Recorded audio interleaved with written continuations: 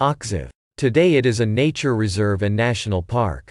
Between Nahal Kaziv and a natural bay, close to the sea, Achziv began about 4,000 years ago.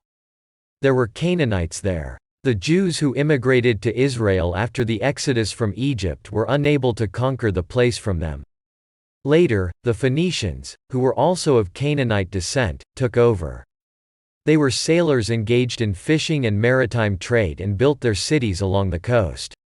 In Achziv, they produced the color crimson, from marine snails for dyeing fabrics. They carved pools of snails and fish in the Kirkar rocks, and used the stones hewn to build and fortify the city.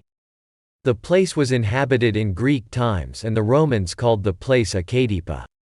In the Mishnah period it was called Kaziv, and it was a mixed city of Jews and Gentiles, and the azure industry continued, dyeing tassel and crimson for clothes. The Crusaders built a fortress on the site, called Castle Umberti, after one of the Crusaders who received the place, as they used to divide the land to their associates. After it was conquered by the Mamluks, Arabs began to settle, calling for the village of Alzib. In 1946, the Palmach, which was a Jewish underground, wanted to cut off British transportation, and on the night of the bridges were blown up all over the country. In an operation to blow up the bridges in Kaziv, the fighters were discovered prematurely. In the assault Yehiam Weitz was killed. The fighters hid under the bridge, but a bullet hit an explosive device, detonating the explosives. 13 fighters were killed, including Commander Nehemiah Shane.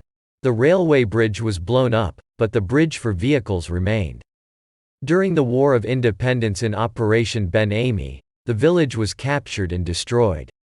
Yosef Weitz, one of the leaders of the activists for the settlement of Israel, and the father of Yehiam, who was killed in the explosion, said, "I wonder if it was good that it was destroyed, and if there had not been greater revenge, if we had now put Jews into the village houses." After the establishment of the State of Israel, the Kibbutzim Sar and Gesher Haziv, and the Moshev Lyman were established in the area. In 1952, Eli Avivi rented the place and established a museum. The small village attracted many visitors. In 1971, it was decided to establish a national park. In protest, he declared Achziv as an independent state. A national park and marine nature reserve have been established.